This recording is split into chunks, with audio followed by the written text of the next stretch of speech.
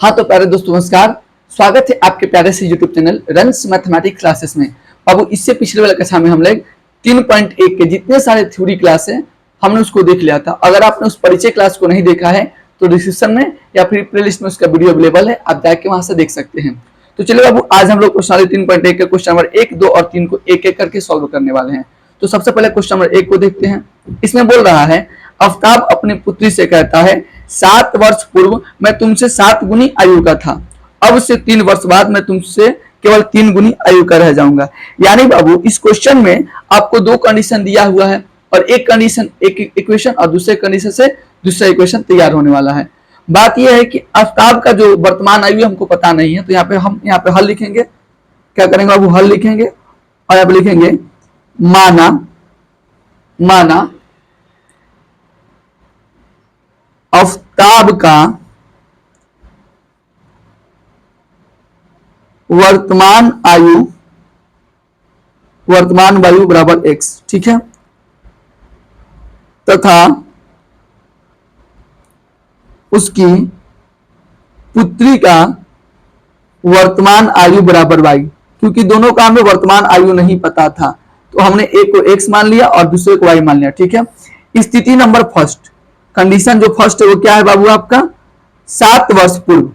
तो बाबू 7 वर्ष पूर्व आफ्ताब का आयु। मैं आपको एक बात क्लियर कर देना चाहता हूं, ध्यान से समझिएगा।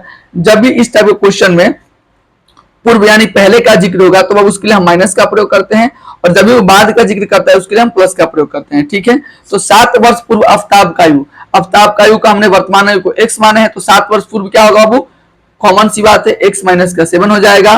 और 7 वर्ष पूर्व पुत्री का आयु क्या हो जाएगा बाबू, वर्तमान आयु अगर y है तो 7 वर्ष पूर्व क्या हो जाएगा y माइनस का 7 हो जाएगा, ठीक है।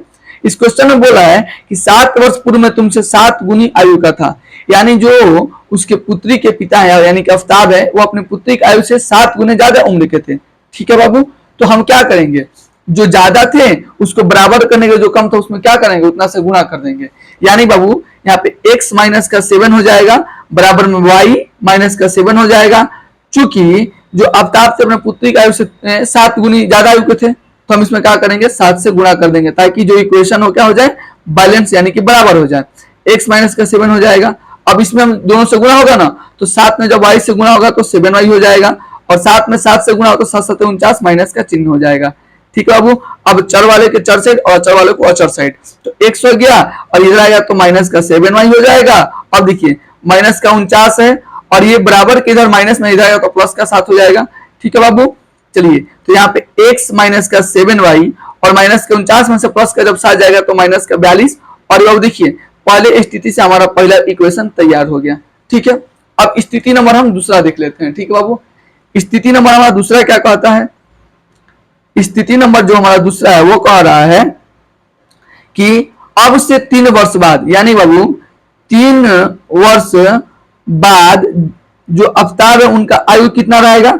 तो मैंने आपको बताया था ना आफ्ताब का आयु, बाद के लिए हम लोग प्लस का प्रयोग करते हैं, तो वर्तमान आयु x है तो 3 वर्ष बाद बोले तो यानी कि x + 3 हो जाएगा।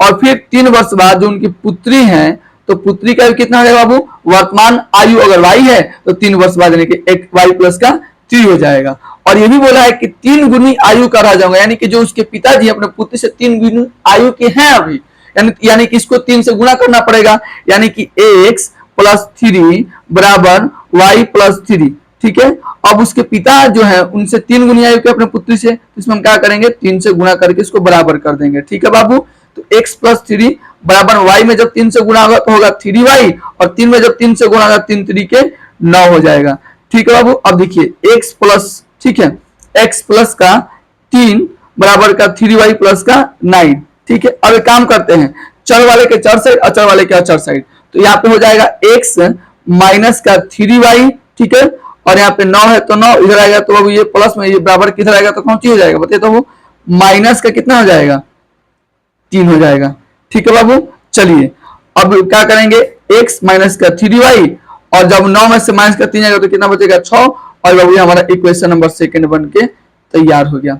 होपफुली आप मेरी बातों को समझ गए होंगे, ठीक है। अब आपको एक बात बताना है, इक्वेशन नंबर फर्स्ट से हम एक बॉक्स तैयार करेंगे और इक्वेशन नंबर सेकंड से हम एक बॉक्स तैयार करेंगे, ठीक है। तो यहाँ पर हम लिखते हैं समीकरण 1 से, क्या लिखेंगे बाबू, समीकरण 1 से। तो समीकरण 1 हमारा कितना है पहले बताइए, x माइनस का 7y बराबर का माइनस का 42, ठीक है बाबू। तो चलिए हम यहाँ पे एक खूब बढ़िया बॉक्स भी तैयार कर लिए, ठीक।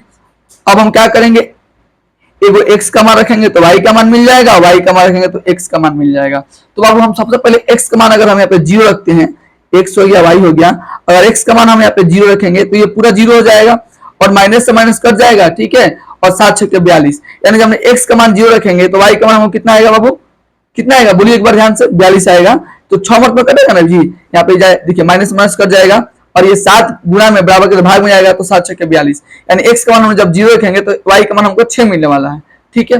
अब बाबू अगर हम x का मान 7 रखें, अगर यहाँ पे 7 रखेंगे तो बराबर की जगह प्लस में जाएगा माइनस में जाएगा और 42 7 49 हो जाएगा, माइनस का 49 होगा, माइनस माइनस कटेगा, फिर 7 7 7 49, यानी जब हमने y का मान x का मान रखा है 7 तो y का मान भी हमको क्या मिलने वाला है 7। समीकरण 1 से हमने पहला बॉक्स तैयार कर लिया। अब समीकरण 2 से हम एक दूसरा बॉक्स तैयार करेंगे, समीकरण 2 से। फिर उसके लिए समीकरण 2 अब बाबू आपका क्या है, समीकरण 2 आपका है x माइनस का 3y बराबर का 6, है ना। और यहाँ पर फिर से हम एक बॉक्स तैयार करेंगे, ठीक है बाबू। देखिए तो फिर एक में x लिखेंगे, दूसरा में y लिख देंगे। देखिए तो बाबू हमारा x है और एक y है, तो बाबू x का मान हम यहाँ पे क्या रखते हैं, अगर हम x का मान यहाँ पे 6 रखते हैं, ध्यान समझिएगा, x का मान अगर हम यहाँ पे 6 रखते हैं तो ये बाबू प्लस में बराबर किधर आएगा तो माइनस में हो जाएगा और प्लस वाला में से कट के 0 हो जाएगा, ठीक है, क्योंकि 0 में किसी भी संख्या का मान 0 ही आने वाला है। यानी जब हम x का मान 6 रखेंगे तो y का मान हमको क्या मिलने वाला है, 0 मिलने वाला है। क्योंकि ये बहुत छोटा इक्वेशन, अब चाहे तो इसे आसानी से सॉल्व कर सकते हैं। ये बाबू x का मान हम 6 रखेंगे तो बराबर किधर प्लस में, इधर आएगा तो माइनस में, ये प्लस में जब इधर माइनस में कट के 0 हो जाएगा और 0 में किसी भी संख्या से भाग देंगे तो 0 मिलने वाला है। अब बाबू अगर हम x का मान 9 रखते हैं, क्या रखते हैं बाबू, x का मान अगर हम 9 रखते हैं, क्या रखते हैं बाबू, 9 रखते हैं, तो 9 है और बराबर के जब इधर ये आएगा तो माइनस का 9 हो जाएगा, माइनस का 9 होगा ना, और माइनस का 9 में से जब 6 हो जाएगा तो माइनस का 3 बचेगा, माइनस में से कटेगा 3 इधर भाग में आएगा तो बाबू 3 3 भाग लेगा तो 1 मत में आएगा ना, यानी कि हमको 1 मिल जाए। तो बाबू हमने पहले क्वेश्चन से 2 मान तैयार कर लिया और दूसरे क्वेश्चन से 2 मान तैयार कर लिया। अब हम इसको क्या करेंगे, ग्राफ के ऊपर निरूपण कर देना है केवल। तो देखिए बाबू हम क्या करते हैं, इसको ग्राफ के ऊपर निरूपण कर देते हैं, ठीक है। चलिए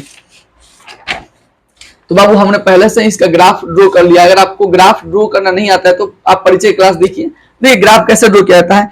इसमें आपको जो भी मान मिलता है जैसे कि गैप के हिसाब से आप उस मान को रख दीजिए, आपका मान मिल जाने वाला है, ठीक है बाबू। चलिए तो स्टार्ट करते हैं। सबसे पहले बाबू हम x का मान देखते हैं, x का मान 0 है तो 0 तो बाबू यहीं पर आता है, x का मान 0 हो गया।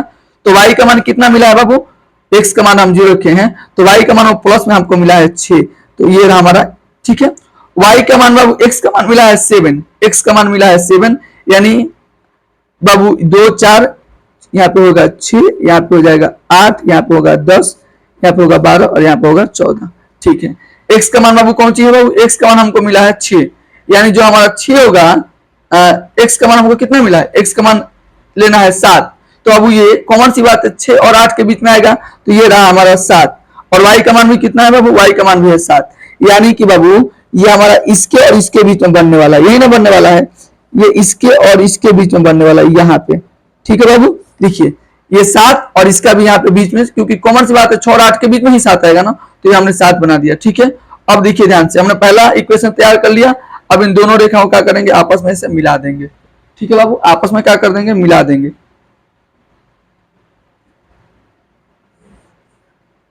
हमने पहला इक्वेशन से अपना एगो ग्राफ खींच दिया। अगर आप चाहे तो इसको नाम भी दे सकते हैं, यानी कि x माइनस का 7y इक्वल टू माइनस का 42, ठीक है बाबू। अब दूसरा इक्वेशन को देखते हैं। दूसरा बाबू है x का मान कितना है बाबू, 6 है, x का मान कितना है 6 है, तो x का मान हमारा 6 है यहाँ पे, तो y का मान कितना है 0, यानी कि यहीं पे ये बनेगा, x का मान कितना है बाबू 6 है और y का मान कितना है 0, तो यहीं पे ना बनेगा।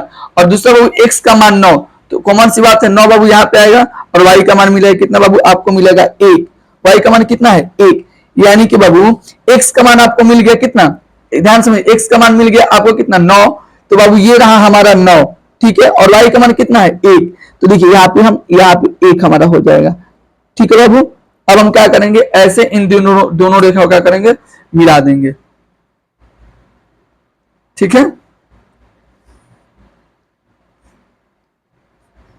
देखिए ये हमारा ग्राफ बन के तैयार हो गया। अब चूंकि इसका भी हम नाम देते हैं x माइनस का 3y बराबर का 6। एक बात ध्यान से समझिएगा, अब बोले गुरुजी ये जो रेखा है ये कहीं काटेगी कि नहीं काटेगी, कॉमन सी बात है, वो समानांतर तो दिख नहीं कहीं ना कहीं काटेंगी। क्योंकि हमको इसमें x और y का मान निकालने के लिए नहीं बोला है, अगर बोलता तो हम इसका ग्राफ हिसाब से करके मैनेजमेंट करते हैं। इसमें केवल आपको ग्राफिक विधि से निरूपण करने के लिए बोला है, तो हम क्या करेंगे, इसे छोड़ देंगे और यही बाबू हमारा आंसर हो जाएगा। बाबू आज का क्वेश्चन आप लोगों को समझ में आया होगा। मिलते हैं अगले क्लास में, तब तक के लिए जय हिंद।